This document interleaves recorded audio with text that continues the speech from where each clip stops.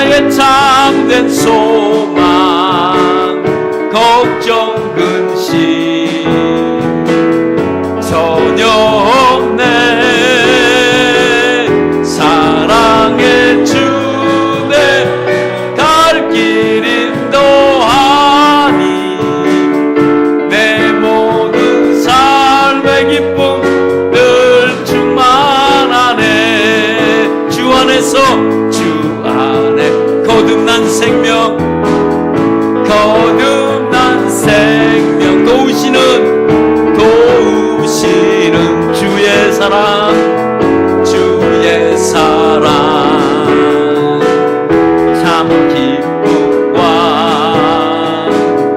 확신 가지고 예수님을 도우심을 믿으며 살리 살아계신 주 나의 참된 소망 걱정 근심 전혀 없네.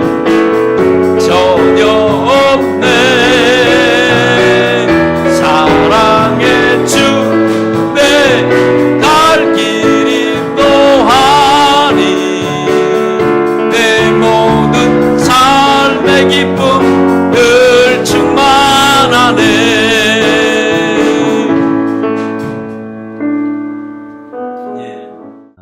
어떤 한 남자가 길을 걸어가는데 이 장래 행렬이 이렇게 난 것 같이 이렇게 모습이 보였습니다.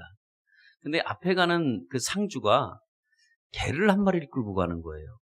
그래서 참 이상한 일이다 라고 생각해서 그 남자가 그 앞에 가는 그 상주에게 물어봤습니다. 혹시 누가 죽었나요? 라고 얘기하니까 그 상주가 되는 사람이 우리 마누라가 죽었습니다.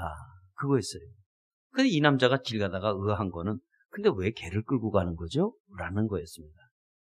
그랬는데 그 개를 끌고 가는 그 뒤에 행렬을 보니까 다 남자들만 따라가는 거예요. 여자는 한 명도 없는 거예요.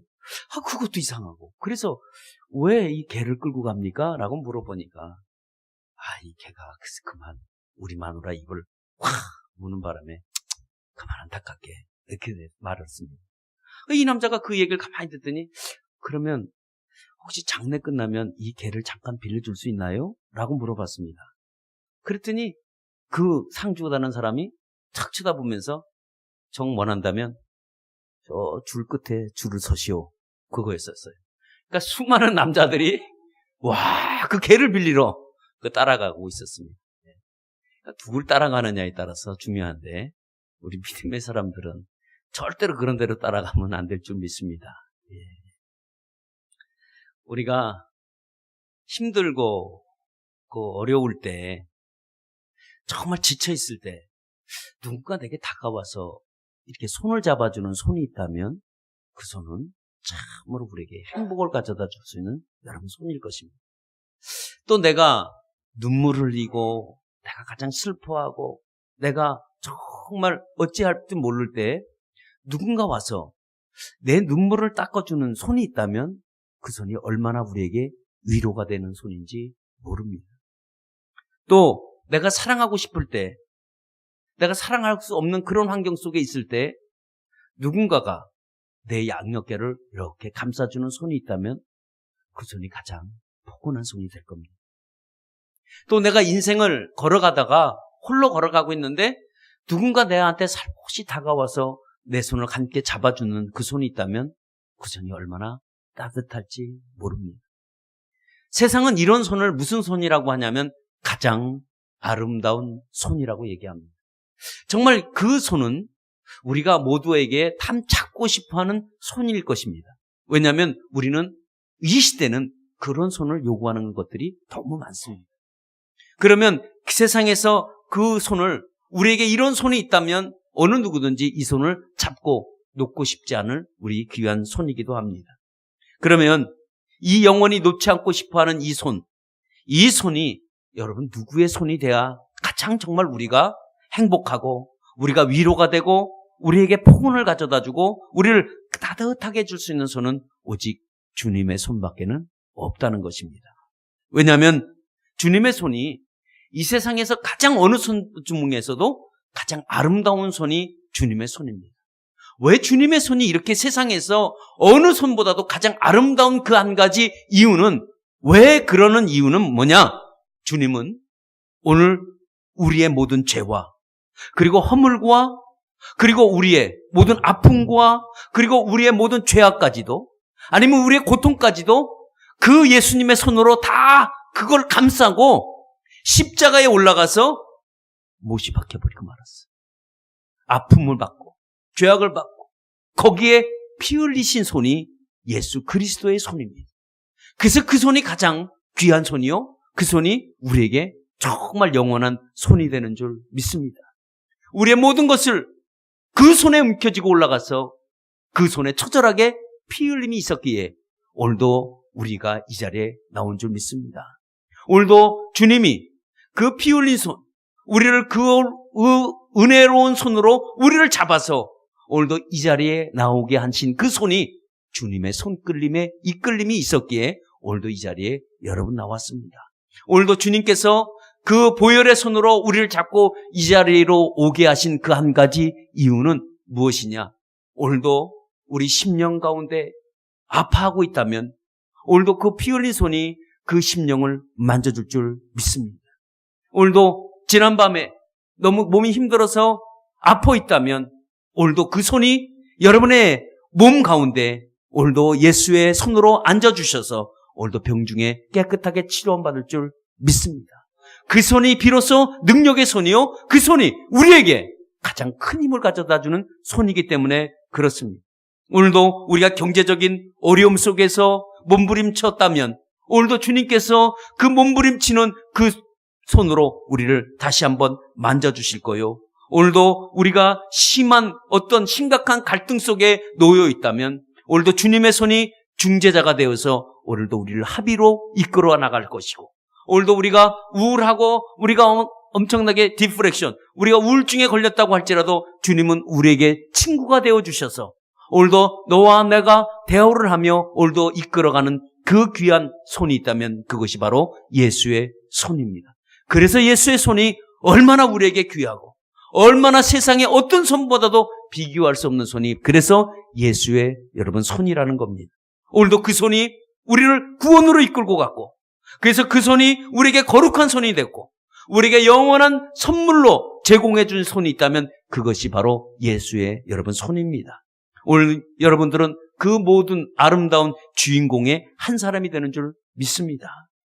왜냐하면 오늘도 그 주인공들이 여러분 이번 한 주간에 살 때 주님의 손을 붙잡고 여러분 승리하는 저와 여러분 되시기를 예수의 이름으로 축복합니다. 아멘. 예. 오늘 예수님은 부활을 하셨어요. 십자가에 죽으셨다가 부활하시고 그리고 하나님 우편 보좌에 올라가기 전까지 그럼 무엇을 했냐 이거예요. 어떤 것을 했냐 이거예요. 예수님이 부활하셔서 도대체 제자들과 사람들에게 무엇을 하셨는지, 어떤 것을 하셨는지 오늘 성경이 오늘도 그거를 제공해 주고 있습니다.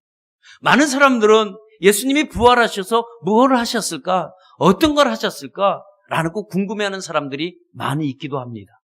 오늘 이 궁금한 것들을 오늘도 우리에게 무엇을 얘기해 주고 왜 예수님이 부활하셔서 우리에게 구체적으로 어떤 얘기를 해주셨는지 오늘도 소개하고 있는 내용이 오늘 성경에 우리에게 읽었던 내용 중에 모든 내용이기도 여러분 합니다. 오늘도 예수님은 부활하셔서 제자들에게 나타나셨습니다. 그 제자들에게 나타나셔서 주님이 말씀하시는 게 뭐냐면 내가 살아나서 내가 사람들에게 또 제자들에게 내가 살았다는 것을 보여줬는데 그들은 믿지 않는다는 거예요. 내가 살아났다는 것을 그들에게 보여줬는데도 불구하고 그들이 믿지 않았다고 지금 꾸짖고 있습니다. 그것뿐이 아니라 내 부활해서 살아난 것을 보여줬는데 왜 사람들이 완악해졌다는 거예요. 그것을 가지고 오늘 책망하고 얘기하는 얘기가 오늘 성경에 나오기도 하는데 오늘 이 시대가 바로 그런 시대입니다. 오늘 우리가 살아가는 시대와 그때 초대교회에 있었던 그 시대는 거의 지금 동일한 선상에 서 있는 위치는 무엇인가? 그것은 오늘날에도 마찬가지입니다. 예수님이 부활하셔서 3일 만에 죽으시고 부활하셔서 오늘도 우리에게 구주가 되었다고 소개하는데 많은 사람들이 그걸 믿지 않고 있습니다. 그리고 오히려 믿지 않는 것까지는 좋은데 사람들이 완악해지는 거예요. 예수님을 믿으라고 소개하는데 사람들이 막 화를 내요. 막 흥분해요. 그리고 막 이 얘기하는 사람에게 오히려 막 욕지거리를 하지 않나? 이런 게. 아니 멀쩡한 사람이 예수 얘기를 들으면 막 완악해지는 거예요. 우리의 구세주가 되고 당신을 정말 구원해 줄 수 있는 구원자라고 진실을 얘기하는데 사람들이 받아들일 때 얼마나 완악한지 모릅니다. 오늘 그 완악한 사람들, 예수님이 부활한 걸 보면서도 믿지 않는 사람들, 그런 사람들에게 오늘 제자들에게 말씀을 하는데 어떻게 말씀하느냐? 야, 너희들이 내가 살아났고 내가 이런 것을 너희들이 복음을 전파해라 라고 이 말씀하시는 이 얘기는 어떤 얘기가 담겨져 있냐? 제자들은 오늘도 이 말씀을 들었어요. 예수 믿지 않는 사람들은 상대하지 마라.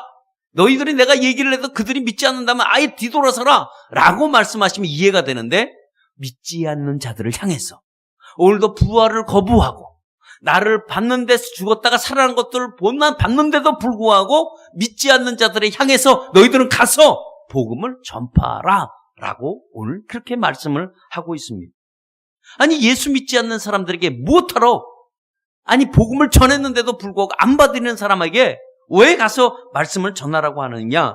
오늘도 그 말씀을 전하라고 말씀하고 있습니다. 그러면서 하시는 말씀이 오늘도 이 모든 민족에게 다 전파해라 라고 얘기하는 이 모든이라는 것은 모든 사람에게 다 해당된다는 거예요. 그러니까 다시 말하면 남녀노소, 나이가 먹고 나이가 적든 나이가 어리든 있든 없든 가난하든 부하든 그거와 관계없이 너희들이 믿지 않는 모든 사람들이라고 한다면 반드시 복음을 전파해라 라고 오늘도 말씀하고 있습니다. 이것은 예수님이 부활하시고 난 후에 40일 동안 많은 사람들에게 보이고 제자들에게도 보이고 그리고 마지막으로 이제 하나님 우편 보좌에 가시면서 마지막 말씀이 오늘 이 말씀이기도 여러분 합니다.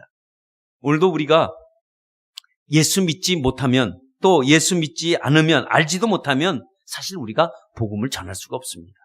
우리가 예수님을 내가 알지도 못하고 내가 예수님을 잘 믿지도 못한다면 우리가 우리 주변에 있는 사람 아니면 우리 가까운 사람에게 야, 한번 우리 교회 가자 이 말을 절대로 할 수 없다는 거예요.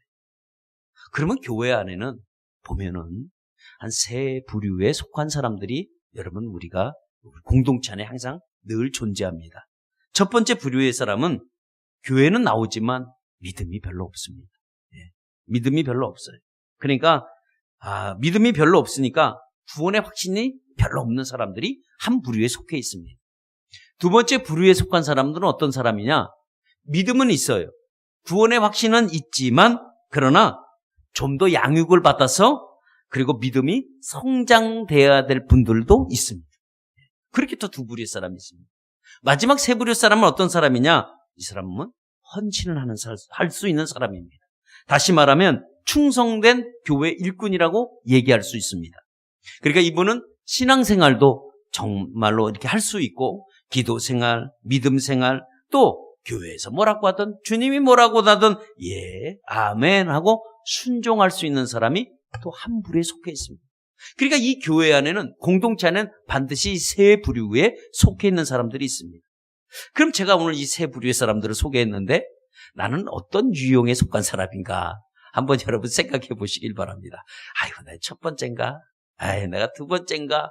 난 세 번째네? 그래요. 우리는 다 세 번째가 되기를 축원합니다. 왜냐하면 교회는 충성된 자가 얼마나 있느냐에 따라서 교회가 든든히 서가는 거예요. 교회에는 충성된 일꾼이 없으면 교회는요 항상 갈대처럼 흔들리게 돼 있습니다. 그러나 충성된 몇 사람이 든든히 버텨줄 때, 바람막이가 되어줄 때, 방패가 되어줄 때 교회는 든든히 성장해 가는 겁니다.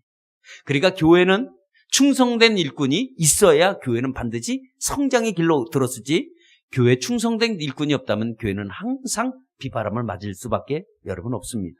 그러나 오늘 주님은 그거와 관계없어요. 오늘 어떤 부류에 속했느냐? 네가 1번이냐 2번이냐 3번이냐 그거 얘기하지 아니하시고 주님은 오늘 뭐라고 말씀하시냐면 오늘도 이 중요한 말씀을 하는데 우리에게 복음을 전파해라 이겁니다. 다시 말하면 선택의 여지가 없습니다. 해라, 하지 말라, 너는 이것은 해라, 이것은 하지 말라가 아니라 이것만큼은 반드시 하라는 거예요. 이 말씀이 무슨 말씀이냐? 여러분, 이 말씀이 주님이 마지막으로 제자들에게 유언 같은 말씀입니다. 여러분들이 자녀를 키워보고 여러분들이 이제 이렇게 인생을 이렇게 살아오시면 마지막에 어떤 사랑하는 사람이라든가 아니면 내 자식을 이 땅에 두고 이제 이별해야 되는 순간이 왔다고 한다면 여러분들은 뭘 말씀하시겠습니까? 밥 먹고 잠 잘 자라 이런 말씀도 물론 하실 수 있겠죠. 그러나 어떤 말을 하냐 이거예요. 제가 말씀드리고 싶어하는 말은 가장 중요한 말을 하지 않겠냐 이 말입니다. 내 자녀들을 이 땅에 두고 내가 만약에 목숨을 거둔다고 한다면 중요한 얘기를 하겠죠. 거기서 농담하겠어요? 개콘이 이번에 나왔는데 참 웃기더라 이런 말 하겠어요? 아니겠죠. 정말 중요한 말을 하겠죠. 왜냐하면 이 말이 내가 말을 전해주는 이 사람에게 귀한 경험을 한 말이기 때문에 그랬을 거예요. 그러면 어떤 친한 친구에게도 이별을 하는 그 순간에는 친한 친구에게 꼭 부탁하는 말이 있을 겁니다. 이 말은 굉장히 중요한 말이겠죠. 예수님도 마찬가지입니다. 이제 예수님은 제자들과 더 이상 이제는 영으로 만나는 거지 육신으로 서로 만날 수 없는 그런 환경 속에서 예수님이 제자들에게 마지막 부탁하고 있는 말씀이 뭐냐면 너는 모든 민족에게 복음을 전파해라 이 말을 하고 있습니다. 그러면 이 말이 굉장히 중요한 말이겠죠. 이 말은 우리가 듣고 가볍게 흘릴 말이 아니겠죠. 왜냐하면 이거는 모든 민족에게 우리가 예수를 믿는 우리 모든 사람들에게 꼭 하고 싶은 말, 주님이 이것을 잃어버리면 안 되는 말씀, 꼭 들어야 되고 꼭 그대로 행해야 되는 말씀이기 때문에 오늘 이 말씀을 반드시 얘기를 하는 거겠죠. 그러면 오늘날 우리가 살고 있는 이 시대에는 복음을 우리가 전파하며 살아가고 있는 우리의 환경을 만들어가라고 오늘도 우리에게 말씀을 주고 우리에게 요구하고 있는 겁니다. 그렇다면 하나님이, 예수님이 왜 우리에게 이런 걸 요구하시는 이유가 있을 거 아니에요? 중요하죠. 정말 중요하지 않겠어요? 마지막 유언이기 때문에 중요하겠죠. 근데 우리에게 이 중요한 말씀을 하라는 그 근본적인 이유는 주님 때문에 하는 게 아니라 우리 때문에 하라고 하는 거예요. 그럼 왜 우리 때문에 하라고 하는 그 이유는 여러분 복음을 전하는 사람 있잖아요. 이 사람들은 믿음이 견고해집니다. 믿음이 별로 없다가도요. 복음을 전하는 사람은 바뀌잖아요. 그냥 우리 교회 갑시다. 그러면 내가 믿음이 그냥 커지는 거야. 내가 키우고 싶어 키우는 게 아니라 내 믿음이 성장이 돼요. 그리고 이 성장되는 게 아니라 믿음이 견고하게 된다고요. 믿음이 견고하게 되면 신앙생활의 맛을 알게 돼요. 신앙생활의 맛을 알게 되면 어떻게 되냐? 정말 주님을 사랑하는 마음이 내 안에서 생기는 거예요. 이게. 여러분 우리가 처음에 예수님을 인격적으로 만났을 때 여러분 굉장히 기뻤을 겁니다. 그럼 왜 그 뒤로 계속 이렇게 식어가고 있을까 하는 그 한 가지 식는 이유는 내가 예수님이 말씀이 내 입에서 이웃에게 전달되지 않을 때는 그렇게 됩니다. 근데 내가 예수님에 대한 이것을 내가 이웃에게 소개시켜주고 싶어하고 내가 말하고 싶어하고 이런 순간이 찾아오는 순간에는 그때 내가 예수님을 인격적으로 만났던 그 은혜의 기쁨이 다시 회복이 되는 겁니다.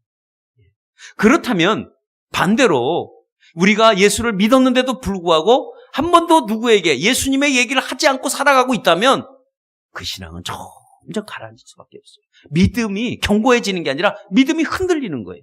믿음이 흔들리면 신앙생활도 함께 흔들리게 되고요. 신앙생활이 함께 흔들리면 예수님을 사랑하는 마음이 싹 없어요. 영어로 말하면 without이라고 하는데 없어져 버리는 거예요. 사라져 버리는 거예요. 그러면 신앙생활 한다고 생각해보세요. 얼마나 힘들고 어려운가. 그러니까 예수님은 제자들에게 이렇게 힘들게 신앙생활하지 말고 복음을 전하며 살아라고 오늘도 그 말을 하고 있는 거예요. 너희들이 유일하게 할 수 있는 방법은 이 방법이라는 겁니다. 그러면 믿음이 견고해지면 두 번째는 왜 우리 보러 이렇게 복음을 전파하고 왜 영혼 구원에 앞서고 왜 전도하라고 하는 이유는 그 한 가지 이유는 전도는 상급이기 때문에 그래요. 이 귀한 상급을 하나님이 우리에게 제공해 주신 거예요. 다시 말하면 구원 사업이라는 이 거대한 사업에 이 플레인을 세워놓고 우리를 동참시키길 원하시는 거예요. 하나님이 스스로 할 수 있습니다. 우리 성령님의 놀라운 역사 속에서 그냥 이루어질 수도 있어요. 우리를 사용하지 않으셔도 되는데도 불구하고 하나님의 우리를 구원의 사업이라는 원대한 이 계획을 세우시고 플랜을 세워서 거기서 우리를 다 초청하는 거예요. 누구를? 믿는 자들을 초청해서 그 일을 하게 합니다. 그 일을 하는 모든 이들에게 하나님이 주고자 하는 것이 뭐냐면 그게 전도의 상급이에요. 그래서 계시록 22장 12절에 보니까 뭐라고 나오냐면 이렇게 소개하고 있습니다. 보라, 내가 속히 오리니 내가 너희들에게 줄 상이 있는데 그게 각 사람에게 복음을 전하는 너희들을 그 행한 대로 내가 다 주리라고 말씀하고 있습니다. 이게 우리에게 복음을 전파하라는 그 한 가지 이유는 우리를 위해서 두 가지가 그래요. 믿음이 경고해지고 전도의 상급을 우리에게 주기 위해서 그러는 것입니다. 어떤 전당포 주인이 예수를 믿게 됐어요. 아니, 예수를 믿어갖고 이제 내가 뭘 할까? 라고 하는데 뭐 교회 가서 뭐 마땅히 하는 것도 없고 그럼 뭘로 할까? 그러다가 그럼 내가 이 예수님을 전해볼까? 하고 이웃을 만나는 사람에게 이 예수님을 소개하고 그랬습니다. 아직 열심히 했어요. 열심히 하긴 했었는데 뭐 그냥 그렇게 되고 있었는데 어느 날 술을 거나게 드신 분을 만나게 됐습니다. 근데 그분이 하는 얘기가 여보시오. 당신 지금 말하는 게 천국과 지옥이 있다고 얘기를 하는데 천국, 지옥이 정말 있다고 한다면 어떻게 그렇게 확신 없이 전하시오? 만약에 내가 전한다고 한다면 나는 당신보다 훨씬 더 소신 있게 나는 전하겠소 라는 말이에요. 이 얘기를 주정뱅이가 하는 얘기를 듣고 이 사람이 이거 내가 뭘 참 잘못해서 잘못했구나 라고 생각해서 그 다음부터는 이제 확실하게 소신껏 정말 확신을 가지고 전하기 시작했습니다. 그런데 능력이 생기기 시작하는 거예요. 이 사람이 구세군 창설자 윌리엄 부스라는 사람이에요. 이 사람이 구세군을 처음 만든 사람이에요. 복음을 그렇게 전하다 보니까 열심히 능력이 생기는 겁니다. 여러분, 복음 전파에는 반드시 뭐가 따라오냐면 능력이 따라옵니다. 어떤 능력이 따라옵니까? 오늘 보니까 귀신을 쫓아내는 능력이 따라와요. 방언을 하게 되고 그 다음에 뱀을 집어도 독을 물리지 않고 독을 마셔도 해를 당하지 않으며 내가 병든 자에게 손을 얹어 기도한 즉 병이 나음을 받는 이런 능력이 함께 우리가 주어지는 거예요. 그래서 지금 세계 선교사님들이 많은 선교지에서 지금 선교를 하시면서 이런 능력들이 그대로 나타나고 있다는 사실입니다. 이런 표적이 따른다. 맞아요. 이런 표적이 따르게 되어 있습니다. 복음을 전하는 사람, 예수를 믿는 사람은 그 믿음 가운데 이런 능력이 나타나도록 되어 있다는 겁니다. 여러분, 이런 능력이 저와 여러분들에게 나타나기를 축원합니다. 그러려면 여러분 주님의 말씀을 분명히 믿고 여러분 능력껏 나가시기를 축원합니다. 그래서 여러분 이 시간에 여러분 예수님이 승천하시면서 반드시 얘기했던 정말 한번 곰곰이 생각해 본 거예요. 제자들에게 예수님이 할 말이 많을 텐데 정말 중요한 말이 있을 텐데 왜 하필이면 이 복음 전파라고 했을까? 그 말은 여러분 이것이 정말로 중요하구나라는 것을 알게 됐습니다. 오늘도 마가라는 사람은 오늘도 예수님의 마지막을 소개하면서 너희는 만민에게 복음을 전파하라고 하고 똑같은 말씀이 마태복음에 나오는 28장에도 나오는 얘기도 똑같이 말씀합니다. 마지막 가시면서 너희는 모든 족속에 그러니까 모든 민족의 제자를 삼고 아버지와 아들과 성령의 이름으로 세례를 주고 그리고 내가 분부한 모든 것을 지키고 행하라. 왜? 내가 세상 끝날까지 내가 너희와 함께 하시겠다라고 말씀하고 있습니다. 이것이 여러분 우리에게 준 반듯한 명령입니다. 우리가 이거를 그냥 받아들여서는 안 돼요. 이게 주님이 간곡하게 우리를 정말 어떻게 보면 두 손 붙잡고 믿는 자들에게 우리에게 얘기하고 있는 거예요. 간곡하게. 그리고 명령을 하고 있습니다. 그러니까 꼭 해야 되는 거예요. 이게 우리의 책임입니다. 이걸 우리는 하셔야 돼요. 근데 이거는 우리가 알지만 우리가 복음 전파하면서 우리가 가장 우리가 어렵게 생각하는 한 가지 이유는 뭘까요? 여러분 복음 전파는 우리는 너무 어렵다고 생각할 때가 많기 때문에 그렇습니다. 필리핀 학생이 이제 그 뉴저지에 있는 드류 대학에 기숙사로 이제 들어오게 됐습니다. 토요일날 들어와가지고 이제 주일을 맞이했는데 오전에 아주 장대비가 많이 쏟아지는 거예요. 그래서 창밖에 장대비를 쳐다보면서 비가 참 많이 오는구나 라고 했는데 노크를 했습니다. 그래서 노크를 했는데 열어보니까 중년 남자가 우산 2개를 들고 서 있는 거예요. 그래서 그 필리핀 학생이 얘기했습니다. 나는 이 학교의 교수인데 이 옆에 참 좋은 교회가 있는데 한번 가보지 않을래나? 라는 말을 했습니다. 근데 이 필리핀 학생은 교회는 여태까지 한 번도 안 가봤지만 그래도 이 학교의 교수님이라고 하니까 그래도 뭔가 이익이 되지 않을까 해서 그 우산을 발대로 들고 뒤를 쫄랑쫄랑 비가 올 때 따라가서 교회를 갔습니다. 교회를 들어갔는데 처음에 갔는데 마음이 그렇게 딱 편안하더라고요. 교회는 이런 데구나. 그래서 4년을 공부하면서 내내 교회를 열심히 다녔습니다. 그리고 이제는 마지막 자기의 진로를 결정하는 순간인데 그는 신학교로 결정을 했습니다. 그래서 신학대학원을 가서 그리고 공부를 해서 필리핀으로 이제 목사 안수를 미국에서 받고 필리핀으로 가서 목회 사역을 하는데 하나님의 기름 부으심이 이루 말할 수가 없었습니다. 그래서 그가 필리핀의 총연합회, 목사협의회 총연합회 회장이 됐습니다. 회장이 돼서 얼마 전에 회장이 돼서 설교를 하는데 설교 제목이 참 제목이 특이했습니다. 제목이 뭘까요? 그것은 우산 2개라는 제목 가지고 설교를 했습니다. 그 우산 2개를 들은 모든 목사님들은 전부 다 다시 한번 사명을 불붙든 일어나는 놀라운 폭발적인 부흥이 필리핀에서 임하게 됐다는 것입니다. 그 교수는 십자가를 전하지 않았습니다. 그 교수는 예수님을 소개하지도 않았습니다. 그저 우산 2개 들고 가서 야, 교회 가자 라는 말 외에는 아무것도 하지 않았습니다. 여러분, 복음 전파는 이렇게 어려운 것이 아니라 여러분 쉽게 전하시기를 축원합니다. 그러면 복음 전파를 이렇게 우리가 전하게 되면 복음 전파는 반드시 열매가 생긴다는 겁니다.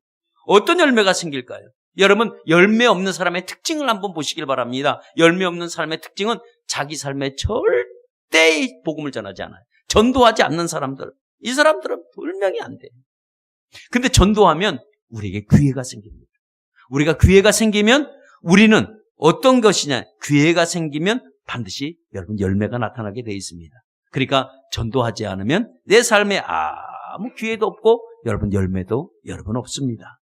여러분, 죽어가는 사람을 살릴 수 있는 방법이 뭘까요? 수술하는 방법과 아주 좋은 약을 먹이는 방법밖에 없습니다. 그러면 내가 명의를 알고 있다고 한다면, 아니면 내가 좋은 치료를 알고 있다고 한다면 죽어가는 사람에게 소개하지 않겠습니까? 마찬가지입니다.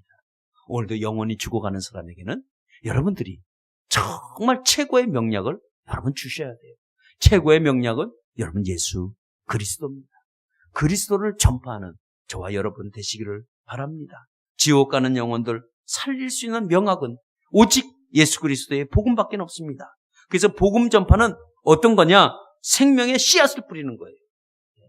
복음 전파 뭐라고요? 생명의 씨앗을 뿌리는 거예요. 아무 데나 뿌리면 돼요.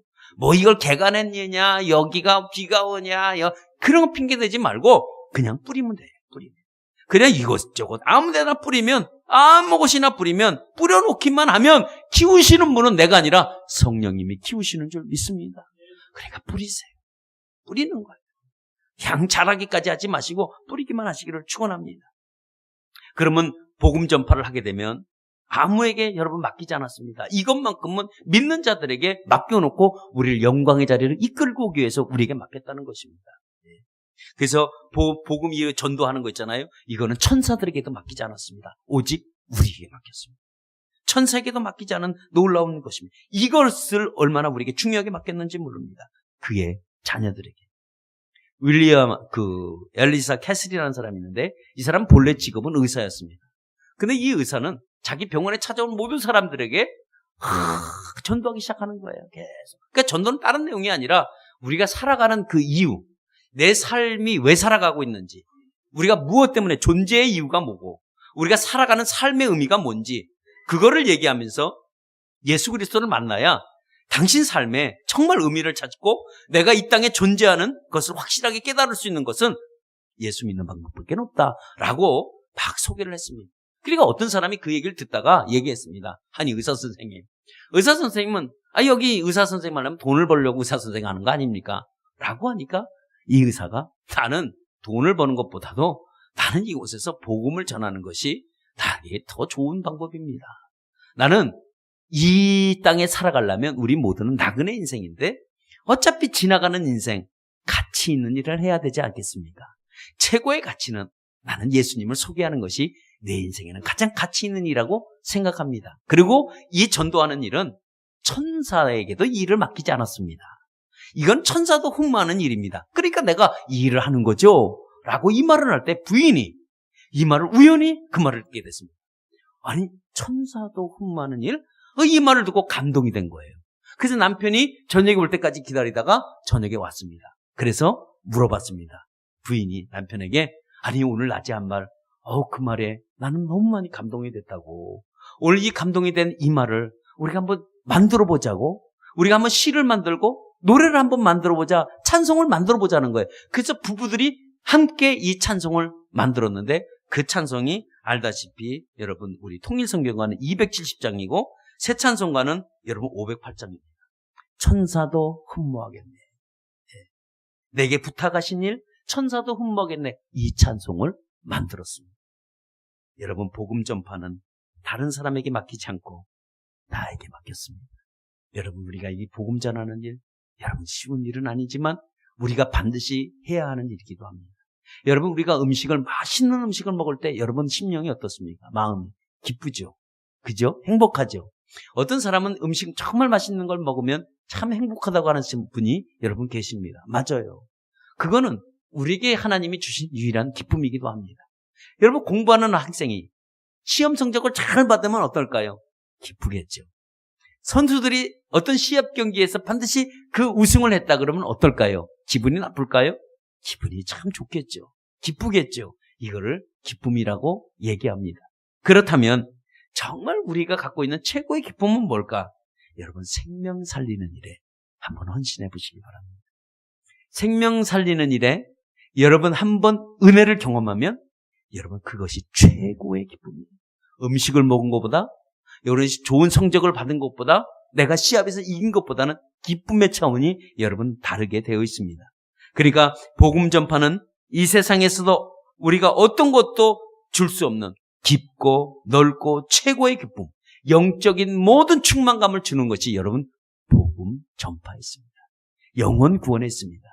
그래서 여러분 저와 여러분들은 영혼 구원에 여러분 한 발자국 한 발자국 앞서가는 저와 여러분 되시기를 여러분 축원합니다. 하나님 앞에 이 기쁨은 전도하는 사람도 기쁘지만 전도 받는 사람도 싫어하는 것 같지만 여러분 돌아가면 그 사람이 평생의 기억이 남게 되어 있습니다. 제가 우리 친구 군산에 지금 사업을 하는 친구가 있는데 제가 결혼을 하기 전에 그 친구의 이제 길동에 살았는데 길동 아파트가 있습니다. 그 길동의 아파트에 찾아가면 그 할머니가 계셨어요. 찾아가면 그 할머니가 탁 보면 붙잡아 놓고 그 친구와 나와 그 아랫목에 앉혀놓고 예수께서 뭘 말하고 그때는 그래 그 친구네 집에 가면 짜증이 나는 거야 막. 그런데 돌아오고 나올 때는 뭔가는 그래도 이 다른 것을 느꼈습니다. 그때는 나이가 내가 26인가 4인가 하여튼 이때였어요.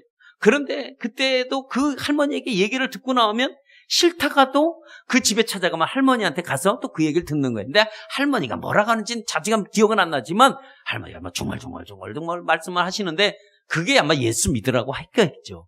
근데 돌이켜 나오면 그 마음에 여운이 쭉 남는 걸 볼 수 있습니다. 그런 것이 있기 때문에 나도 모르게 사실 교회를 내가 찾아갔습니다. 그런 것들이 내 마음에 자리가 잡아 있었기 때문에 교회를 순수하게 이렇게 들어갈 수 있었지 그런 게 없었다면 어떻게 들어가겠습니까? 마찬가지입니다.